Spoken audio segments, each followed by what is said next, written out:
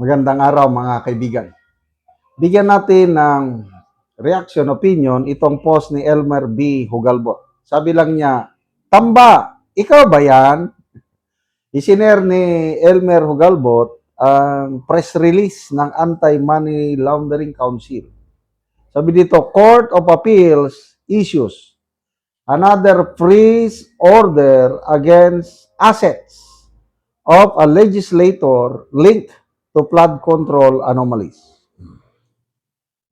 Basahin ko ang press release ha.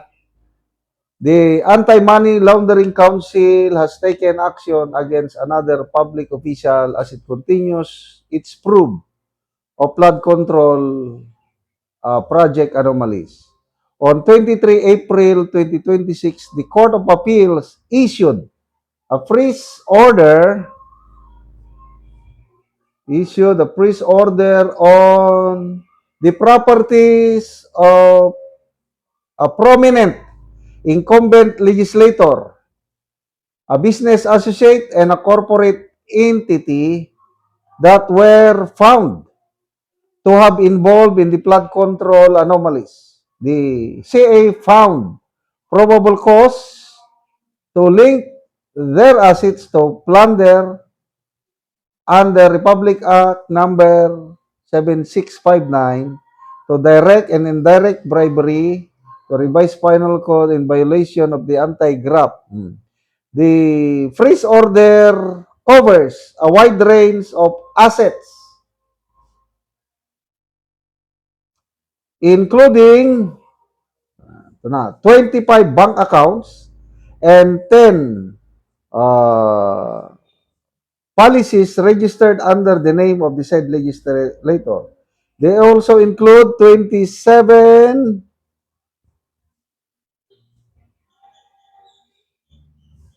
They also include 27 bank accounts, 10 insurance policies, yan. And one investment account under the name of the legislator alleged, business associates, and 2 bank accounts, 7 property accounts, and 1 real estate property registered under the name of the corporate entity. The filing of this petition for freeze order underscores them. Yun.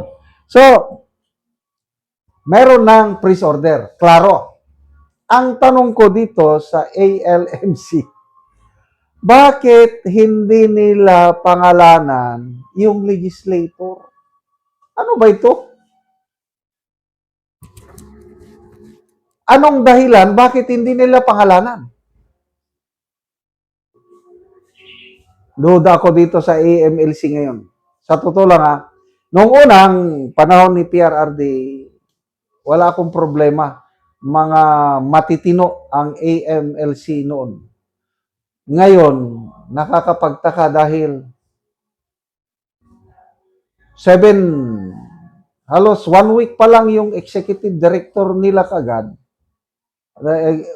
Ka-appoint lang ang executive director ng AMLC, sumabak kagad sa hearing. Then nagpasabog laban kay BP Sara. Yung pala wala namang kabuluhan yung pasabog nila na 6.7 billion total bank transaction ng mag-asawang Duterte for the last 20 years. Ano yun? Mind conditioning? Ipaniwala sa taong bayan na sobrang yaman ng mag-asawang Duterte. Hindi naman kami bobo na hindi namin ma-analyze yung net worth is different from total bank transactions. Parang ang tingin nila sa taong bayan, nitong AMLC, kasama na ang Committee on Justice ng Kamara, hindi nag-iisip.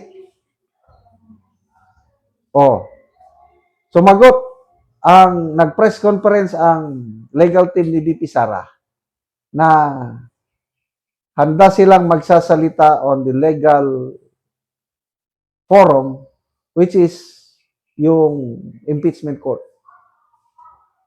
At sinabi ni kampo ni BP Sara na sa April 29 ay hindi ulit siya sisipo.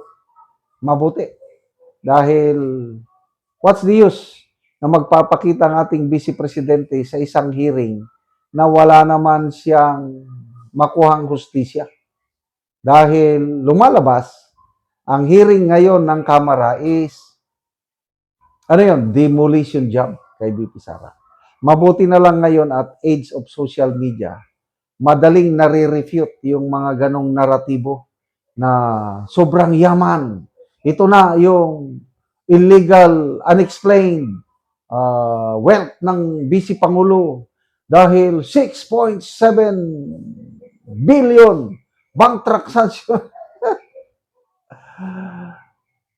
Simple logic lang yun na ang iyong bank transaction hindi equivalent sa imong tunay na yaman.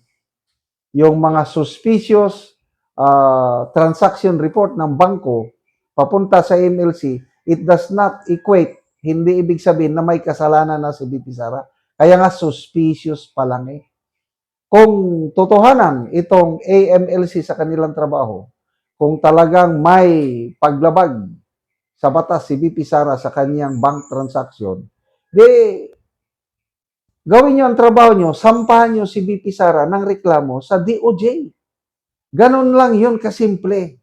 O ang tanong, nasaan yung kaso? Sige, kasuhan nyo si VP.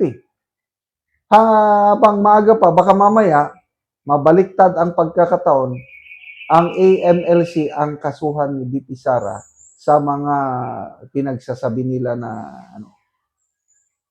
So, good luck. Anti-Money Laundering Council. Sino ba ito? May idea na ko. Sabi lang ni Istambi, ikaw ba yan? So what's the use na hindi nyo pa pangalanan ang legislator?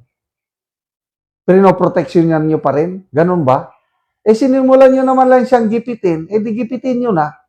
Bakit hindi nyo pangalanan? Wala talaga, hindi ko na maintindihan ang ating AMLAC ngayon. Hindi katulad nung nakaraang administrasyon. Salamat mga kaibigan sa inyong pagsubaybay sa channel na ito. Nakakatulong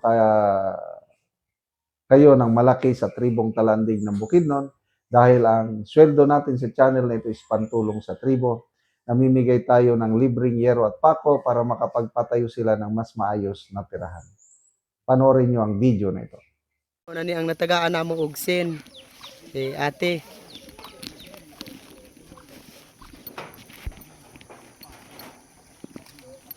Nani ang iyang balay.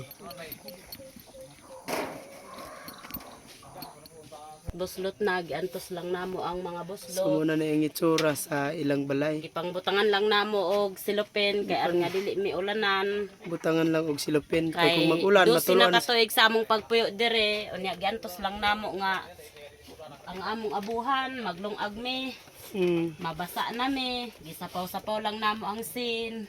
So muna na gyud na ang ilang kahimtang. Sapaw-sapaw lang daw ang sin. So, tungod sa kalisod, so wala gid sila naka ang uban ibutangan lang gani nila og sako. Sako, silopin, At aron least nga ang makaatok Ay, sila. luoy na gid. So karon te pila na ni katuig ang inyong balay inaani nang itsura. dosi na katuig nga gaantos namo ni ang ulan. Kay balaga kaon mi, galong agmi, gakabasa gyud mi, pero amo lang ginanto sa 12 ka tuig. So salamat kayo aning naghatag sa sin kay makabalay na gyud mi, makaatop na mi kay luoy na gyud kay mi. So unsay trabaho sa imong banat eh? Manginadlaw ra mi, tapos dili pod mi ma-maintain sa isa ka semana, pila ra mong kita sa mga pobre nga. Ang adlaw 200 lang, unya isa ra ang mag-inadlaw. Unya di naka-problagi og ipalit sa sin. Kay kulang pa gani ipalit namo og bugas. Lagi. Salamat kayo sa Ginoo nga manginaot mi nga magpadayon kining inyong paginabang sa mua. Say, nagampo gyud mi nga kaloy ang gyud mi. So karon nagpasalamat mi sa inyo ha nga gitagaan mi ninugsen, maayo na gid ang among balay, makatop nami, makuha na ni ang mga buslot, gipangbutangan lang og silupin, sako, mabasa nami kung ulan. Luoy na gid kayo, may salamat kayo. Salamat pod kaayo.